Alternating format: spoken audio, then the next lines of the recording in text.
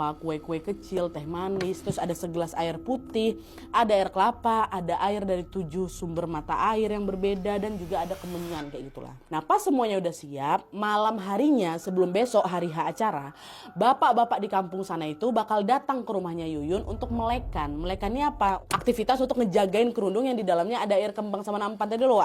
Itu harus dijaga sebelum besoknya dipakai mandi sama si Yuyun. Ya, jadi makanya melekan lah ini kan, begadangan lah gitu. Melekan sendiri biasanya memang dimulai di habis maghrib sampai besok, sampai udah mau terbit matahari.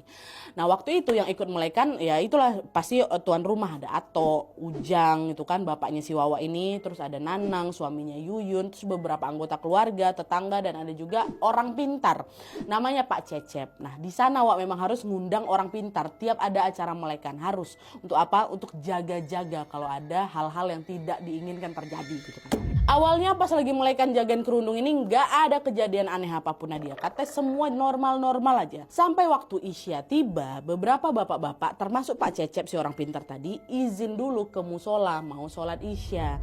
Sementara Ato, Nanang suaminya Yuyun ini kan sama bapak-bapak sisanya masih ngejagain kerundung tadi Wak. Jadi sholatnya itu macam gantian kayak gitulah. Nah pas Ato sama yang lain ini lagi jagain kerundung, Pak Cecep sama beberapa bapak-bapak ke musola, ada seorang tetangga namanya Bu Sekar datang, dia mau nengok Yuyun sambil ngasih beras gitu. Nah terus beras itu waktu dia datang tuh ditaruh di wadah ceting apa ceting itu, pokoknya tempat nasi yang terbuat dari anyaman bambu tuh ditaruh di situ.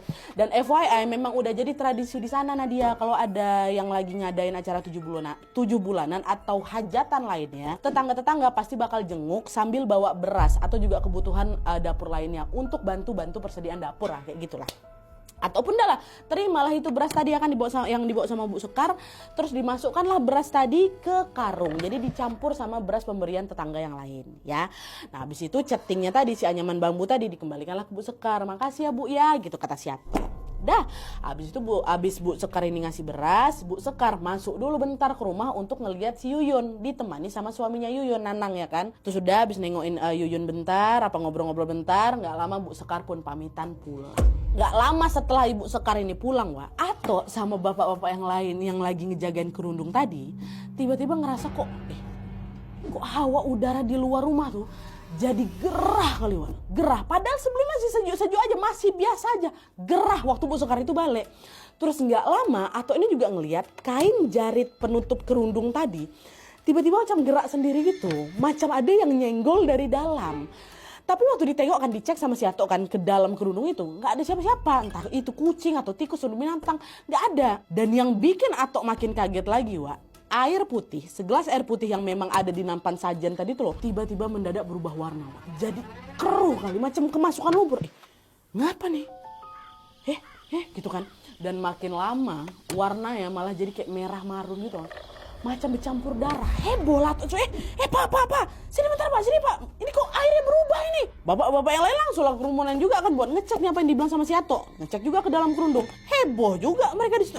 Kok bisa ya Tok? Kok bisa berubah kayak gitu? Pak ini ada nggak beres nih Pak, kata salah satu yang lain. Udah cepet-cepet jemput Pak Cecep di musola. Pak Cecep lagi sholat. Tapi belum sempat bapak-bapak itu pergi ke musola untuk manggil Pak Cecep ini, Yuyun yang lagi hamil ini malah teriak di dalam rumah. Dia tuh nggak cuma teriak Wak, Yuyun juga aduh sakit, akang tolong perutku sakit kali, kata gitu. Denger itu Ato sama yang lain langsung nggak jadi jemput si Pak Cecep, balik lagi nih masuk ke dalam rumah. Di situ mereka semuanya bisa lihat mukanya Yuyun ini udah pucat kali Wak. Yuyun juga megangin perutnya sambil masih sakit kan, dia bilang perutnya melilit kali. Bingung orang-orang di situ kan, mereka pikir ini ada masalah nih sama kandungannya si Yuyun. Bahkan ada juga yang ngira jangan-jangan Bu Yuyun mau melahirkan nggak ini, nggak mungkin masih 7 bulan kok gitu. Tapi bisa jadi aja Pak mau lahir duluan prematur gitu kan. Tapi bisa juga yaudah yuk kita bawa ke bidan aja lah yuk, kata mereka yang ada di sana. Nah di tengah kehebohan itu, Pak Cecep sama bapak-bapak yang lain yang tadi sholat di musola itu balik nih Wak, memang udah selesai sholatnya.